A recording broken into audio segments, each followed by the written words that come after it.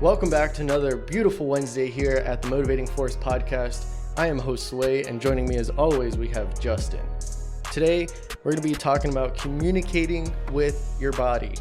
I know we kind of go into a little bit more like a niche topic whenever we talk about being active and, hitting the gym and, all these different things, but this one's more on the introspective side of realizing what you have to do with your body, if that is being active, going to the gym, or if that's getting proper amount of rest. There's different benefits that you can get from both. We're going to kind of go over a couple of the broader terms that could really affect your life in a positive direction. One of the things that, people can relate with nowadays is, the viral TikToks going around that kind of sparked this. And it's, like the meme theory when they prompt it with like, oh, just listen to your body and it'll tell you what you need to do, right? And then you get I don't know what it is when like another person edits themselves in that video and then they're like, oh, you need some food. And then they go eat some food. But they make it funnier, obviously, than me making up some prompt on the spot. But those kind of memes, it speaks some kind of truth when you think about it, because your body does tell you a lot, and it's really up to you to listen to it. It's easy. We talked about on Monday about keeping those habits and how it's easy to just maintain that normalcy, that sustainability of just living how you're living. If it's not harming you, whatever. But that's where it tricks you, because in the long run, it does harm you, because then you won't be active. Then you won't be doing anything productive in your life, and you'll just be harming yourself in the long run. So that's why in the short term, it doesn't seem like it's really harming anybody. But today I really wanted to go into, first point, being active, right? We've been preaching on it since day one. And since day one, we've been using the scientific law, an object in motion stays in motion, an object at rest stays at rest. Plain and simple. That's why it's a scientific law. And that's pretty much why that's my motto. You got to keep at it. If you're having a long day at work and then you go home and then you just sit down, like you talked about with the keys, you put the keys up, then you sit on the couch, you're not going to want to keep being active. You're going to want to just sit there all day, waste away your day, not do anything productive. And that can, like I said, you'll just start getting in the habit of just wasting your day sitting on the couch watching TV. But as an example that I've had, you have that low energy moment that you're like, I have this routine that I have to maintain. If you've created like a schedule for yourself to go on runs, simple enough as to just go on walks, right? You have those low energy days that you really don't feel like doing anything. But I promise you, I've lived it by example. As soon as you start going on the run or you start going on the walk, you're getting your body moving.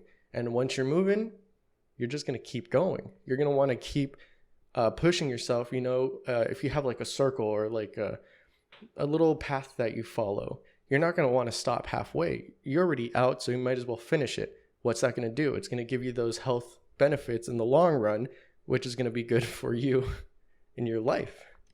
Yeah, it's a whole bunch of chain of effects there. And it's funny, you mentioned memes, and that one specifically reminds me of one I saw on Instagram where they were talking about how running will increase your energy. But people are like, well, I already don't have any energy to do anything. So it's going to take energy for me to create more energy. And it's a losing game. Like, what can I do? Like, I'm stuck in this rut, And it's like, I don't have that initial upfront energy to go for the run, to create more energy for myself tomorrow. So how do you get that started? And people are, of course, like I'm saying, it's a meme thing on Instagram, so they try to make it funny. But again, with the truth in that, and it's like a lot of people actually really do feel that way. Yeah. Where they're like, oh, well, my health's already kind of a little bit out of whack here. And, I just don't have the energy when I come home. So how can I make these changes? Which is why, Monday's episode was such a big thing on that, was like just low energy. That's it. Mm-hmm. It barely takes any effort. And it's like very applicable to what we're talking about here today. Yeah, a lot of it is, it does tend to be introspective, because nobody's going to push you outside the door to go be active, right? But when you think about Like when you have those low energy days and they're coming a lot more frequently, you start questioning like, hey, why is this happening? What am I not doing to build up that energy? And if you're just used to, sitting in front of the TV or sitting on your phone all day, and you then go, oh, I've wasted 3 hours and I still don't have energy, you're not going to get energy from that. You're staying at rest. So unless you're acted upon by, motivation or somebody else actually telling you, hey, you should probably get up and start moving, you're just going to sit there. So that's why we're here to motivate everybody to realize, like, listen, you got to self-reflect. And then once you're moving, your body's going to learn to build up that energy reserve that you can maintain throughout your day. And if you think that,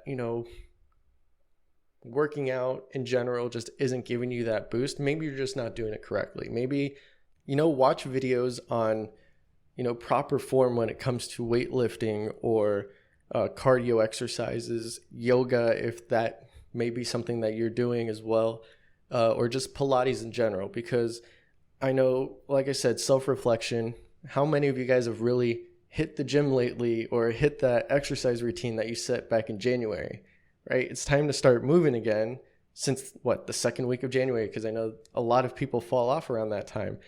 And if you start feeling bad about it, like, oh, maybe, you get that guilt trip. Maybe I haven't been working out the way that I should be, or the way that I told myself I was going to.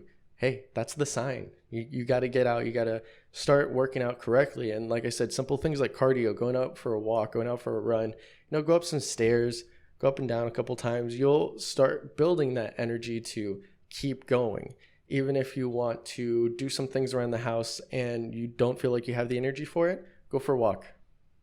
Go for a walk, and that's going to change the way your perspective shifts towards spending the energy that it takes to clean your house. Also that fresh air is going to benefit you a long way as well, because you don't want just AC all the time. You don't want to sit around in your house 24/7. I know the quarantine has affected a lot of people that way, and it started deteriorating that mental health. But that's why they have you stuck in this bubble. And I mean, obviously it's for the better of humanity and it stops the spread of germs and all that, but you need to have that sunlight. You need to have that fresh air, and it helps your body get accustomed to, building up that energy reserve I was talking about and staying moving. See, that's one of the funny things about the quarantine, because originally I was pretty optimistic about the outcome when we talked about like the first 3 to 4 months of lockdown, because or with the quarantine, because when we did go into this serious lockdown when nobody knew what was going on, people were really able to spend time with themselves and actually doing what we're talking about right now. They were able to listen to their bodies.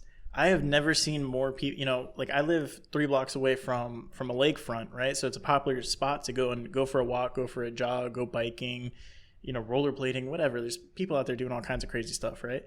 And no offense to rollerbladers. In general, crazy stuff being exercise, I guess, right? But I was impressed seeing the sheer number of people out there moving. Yeah. The first couple of months of this quarantine really got people to move.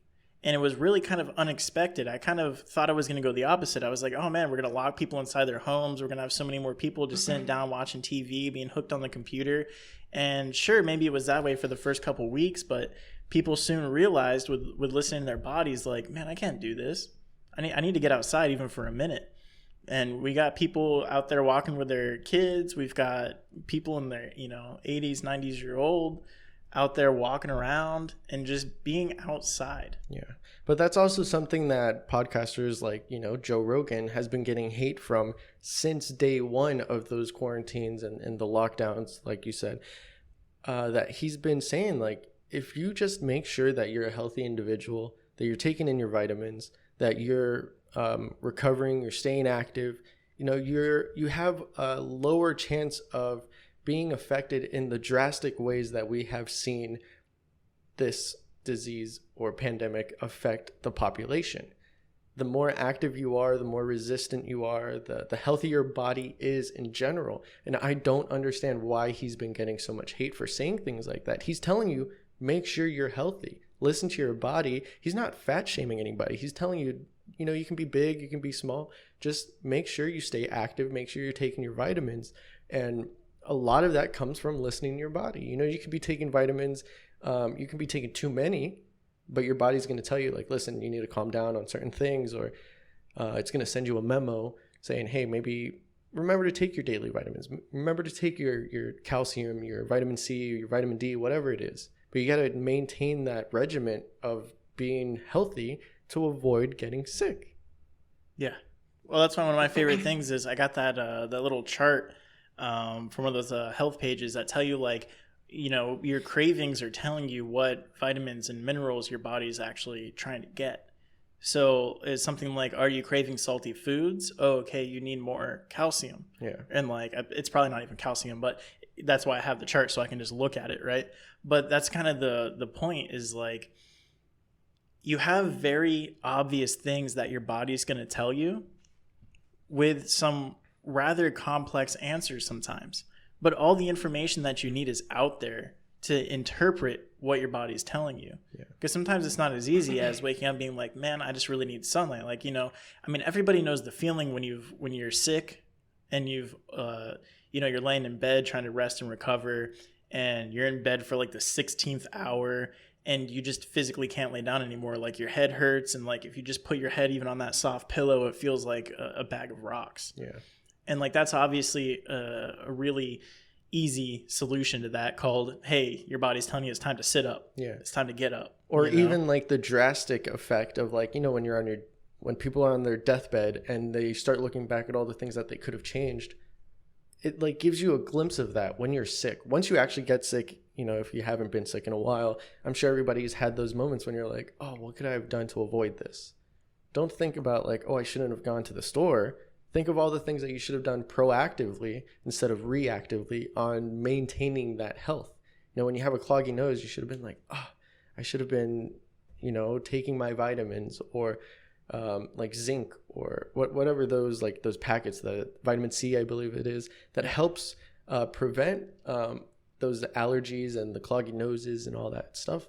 But it all comes from being proactive instead of sitting there and thinking of all the things that could have been, because that's not going to change anything at that point. But I digress. Talking about vitamins, the next point that I want to talk about was rest, right? And this is super simple, right? I can tell you straight up, you got to maintain the amount of rest that you have, set a schedule for it. I know you want to maximize the amount of time that you have throughout your day, and you also have to maximize the amount of sleep that you can get. Certain age ranges require different amounts of sleep. The amount of energy that you use throughout the day also requires different amounts of rest, because your body needs to recover and recuperate from all those physical and strenuous activities. But I'm not going to tell you all that, because you should know all that. What I'm going to talk about is the recovery aspect of rest.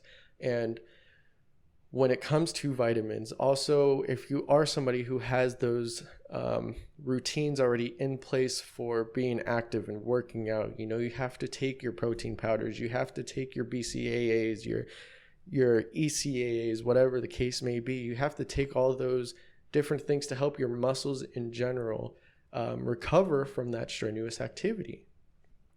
Because what are you going to do? You're going to keep working out all the time. If you're working out 4 or 5 days a week, you're going to start hurting more and more every day. That's not going to help you build muscle. It's not going to help you get leaner.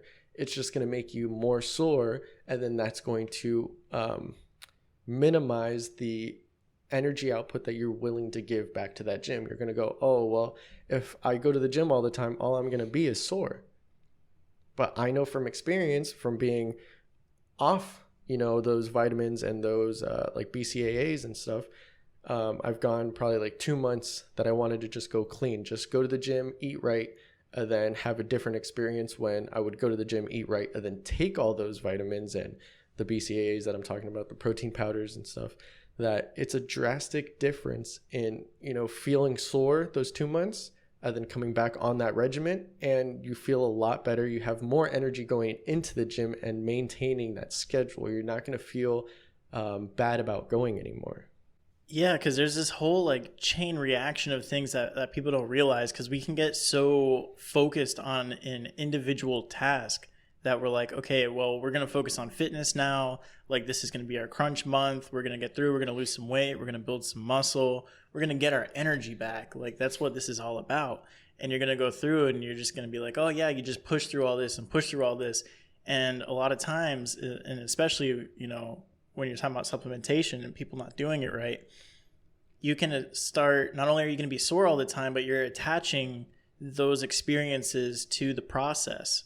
And so it'll kind of be forever ingrained in your subconscious, like, hey, if we go to the gym and we work out, this is going to be the results. You know, we're going to get, you know, DOMS, right? Like delayed onset muscle soreness, which is a big pain. Yeah. More really so big than just normal soreness. It can literally prevent you from even standing. Yeah. And you can really not only hurt yourself temporarily, but you can hurt your mindset for it the next time you go to make a push. Exactly. I've known firsthand of coworkers that, you know, especially with the shift change of how life is or the new normal, that they wanted to start being healthier and going on runs, right? Because it's simple enough. You don't need any equipment for it. I mean, you can use a treadmill, but it's best to go outside and go out for a run on the natural, you know, grass, on the road, on the rocks, whatever it is. Just be careful if you're doing it. And he started this journey of, you know, being healthier. And I told him, listen, you have to take your supplements, because that's the one thing that is really going to set you back, is when you get those shin splints, when you get those leg cramps. You have to act appropriately, because if you don't listen to your body telling you, like, listen, I need more protein, or I need more iron, whatever the case may be, you're not going to heal properly. And that's going to stop you from going. He went, I think he lost a complete 2 weeks of not running at all, because he was in that soreness and had all that pain. And I kept telling him, listen, you have to start taking these things so then you can keep on to that regimen. If you want to stay onto this routine of getting into a healthier habit and going on runs and getting that exercise that you need, you have to accommodate with what your body's telling you that you're needing, supplement and vitamin wise. Yeah. And it's great because it really is a fine line between using an excuse and actually listening to your body. And I realize that, again, like you said, talking to different people about fitness and whatnot. And it's like, well, there is a point where you need to push, because there's no growth without that resistance. But at the same time, you get both sides of the coin, where people are going to push way too hard and ruin the experience and set themselves back, like you said, like the 2 weeks. Yeah, because people are still learning their limits. Yeah, but then at the same time, you're also going to get the people who are going to be like, well, I don't want to push at all, because, well, if I push, then I know something bad's going to happen. Whether because they see the experience from like your coworker, right? And then other people in like his family see him bedridden for 2 weeks because he, you know, had terrible shin splints or something like that. So now their impression of going out to go for a run is now associated with his pain. So you get both sides of the coin, and it creates that really fine line of like, look, man, I'm not telling you like you can't push, because you need to push in order to grow, but you need to be with your body the entire time. Yeah. Don't be just in your mental headspace of just controlling everything and being like, no, I can get through it like this, I can get through it like that. Like I'm telling you guys, it's not, and especially when we talk about fitness, your life is not like The Sims, right? You're not going to sit there and weight lift 3 hours a day and watch your little progress bar go up, and next thing you know, boom, you got a six pack and you got all these muscles and stuff. Because anybody who has these types of, like, you know, these big muscles or can do endurance running and stuff, they'll tell you that the majority of the training comes from discipline and the kitchen. Yeah. It's not even from the actual event itself. Every single one of them would tell you that. Yeah.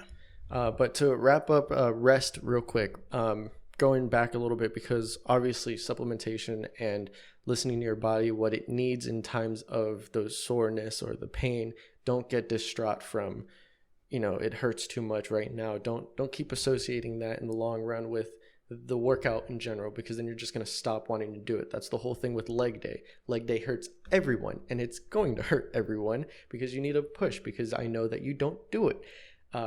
but don't associate the pain from that as a bad thing and never wanting to do it again. But the other part of that, like I said, the rest, the actual sleep, that does not account for the 3 hours that you're laying in bed watching Netflix or on your phone. You need to be asleep, actually, snoring or drooling or whatever your sleep situation is. You need to have that rest, preferably both. Yeah, that subconscious healing that your body does to itself when you're not awake. It's very beneficial, and people take that for granted because they don't notice it as it's happening. But when you get the sleep that you need, you're going to feel a lot better. You're going to have more energy. You're going to feel more focused on the tasks that you have for the next day or the next week, whatever the case may be. That was wrapping up rest. And okay, so you're going to ask me, why is communicating with your body a big thing, right? You also not only just get health benefits, you also get life skills that you can implement in your personality and your character traits. You build up these different skills that you can have.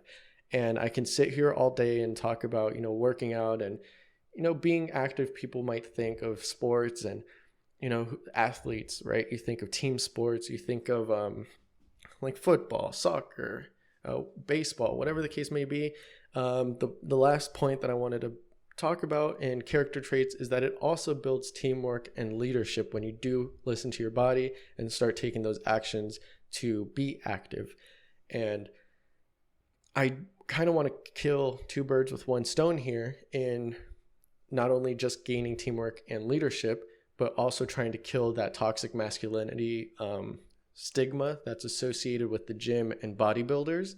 Everybody thinks that those meatheads walking around with, like you said, the six packs and all the muscles, walking around with the protein shake all day or the pre-workout, that they're just there for themselves. They don't care about anybody else. And I've learned from experience being, super scrawny dude a couple years back when I first started that gym experience. You're shy. You don't want to talk to anybody. You feel like those guys are so big and muscular, they're not going to help me out. But I've learned from experience, starting with you, you'd help me out. I've had other peoples in the gym that I do not know that would come over and help me out. That is teamwork. You can say that that's kindness all day. You can say that they were just being generous or being a nice guy. That's killing that toxic masculinity because they're helping out their teammates. The team being the gym, the team being the people that are trying to be healthy and active. They're going to form this kind of community in this one niche group, which is, weightlifting or cardio or yoga. People will be there to help you, and you got to stop thinking that everybody's out to get you. It's great too because, a lot of stuff that I've been listening to lately, they talk about, it's really been a reminder lately to people that we are tribal beings. We do come from tribes, and it's like, we do have this sense of teamwork and this sense of a networking that's innate with us. And it's the same thing as like when you go to work. Okay, so if you go to work, obviously you're doing certain tasks, you're doing certain things, you need your team with you there. And if somebody's calls in for the day, you're like, oh man, where's this guy at? What's going on? All this stuff, right? And what I've come to realize myself after listening to these guys talk about how we're tribal beings is when you put yourself in that gym setting, and especially, living a structured life, right? I go to the gym at the same time every single day, right? I always go at 11 o'clock at night. I'm a night owl with that kind of thing. That's when I get my most energy and I'm ready to push. And there are other people out there like that. So every single night, well, not every single night, right? 3-4 times a week when I go to the gym at 11 o'clock at night and I don't see the same people there, the first thought in my head is, well, where's that guy at? Yeah. Right? I don't even talk to him. I don't even know his name.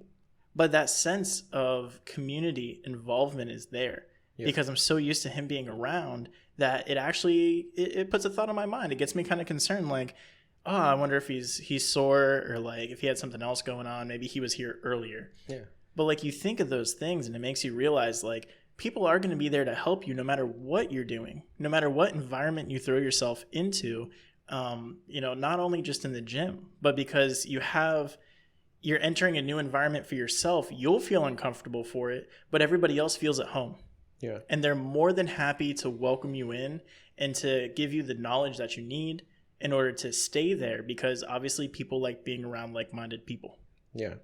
That's a great point, because it does help bring that empathy in your life if you do lack that. If you are somebody who has those, I don't want to say like psychopath tendencies or sociopath tendencies, that you do lack empathy, when you do go to places like a gym or a community of people that, that they go bike riding. I just coming here this morning, I saw hundreds of people just riding bikes up and down the road. And I was like, okay, that's cool. I wonder how many of those people have talked or like were friends before they got into that community. It's probably all just strangers. They are all there for the same purpose of living healthier lifestyles, being active, and they formed friends. They formed, it could be possible lifelong friends that you get from that sense of community that you build from it. And not only the teamwork, but like I said, in myself, it has built leadership qualities where now when I'm at the gym, I go solo now because I have a community gym, and I have the people that come in and come and go. And, the people that are kind of curious, they're starting to learn new equipment, and I'll sit there, doing my reps, and then I'll notice that they're kind of struggling. And I'm not trying to like toot my own horn. I'm not trying to say that I'm better than anybody, but I know what proper form is for the equipment that I have because I use it. So when I see somebody struggling, I go up to them. I'm like, hey, can I just help you out? I don't want to be rude. I don't want to like intrude on your workout. I just want to help you out so then you don't hurt yourself in the long run. I want to see you come back. I want to see you make progress so then you can feel better about yourself. You can be healthy. And that has built leadership qualities in myself to help others. See, and that's the beautiful thing about that type of teamwork and community and being part of that tribe, that gym tribe, the cycling tribe, whatever it is you're trying to get into. And again, this applies to everything, not only fitness.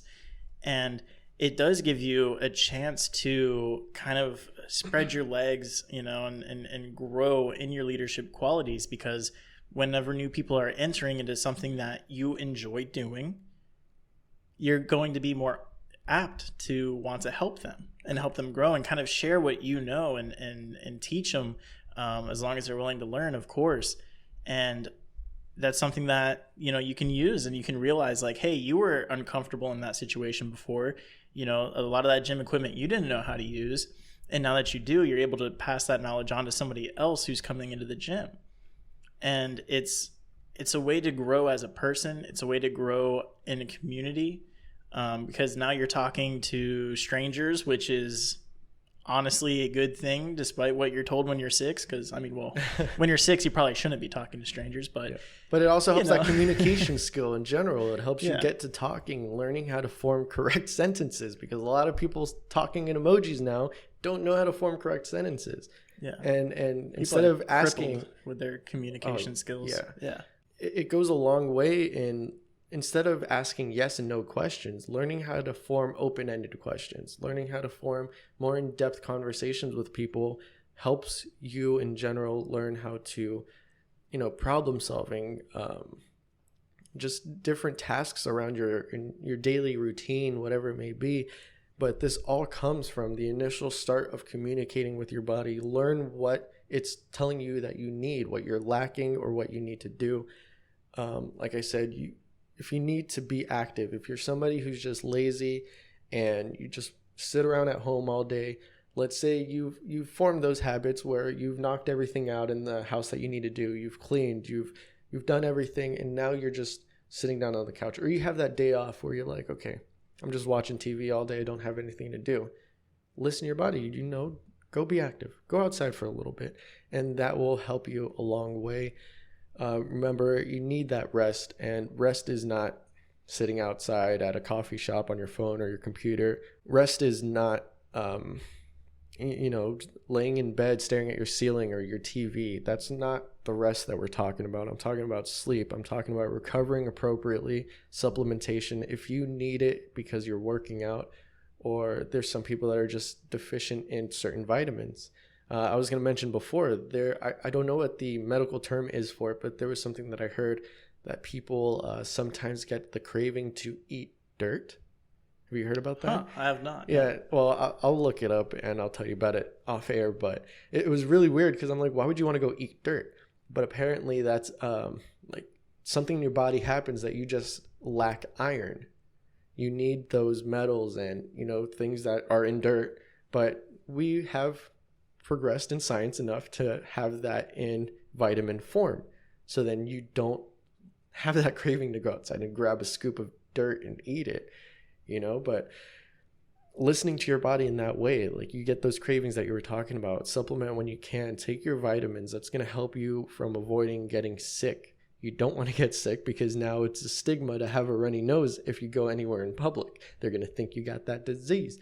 But also listening to your body gets you these leadership and teamwork and community kind of characteristics that help build you up as a person in general.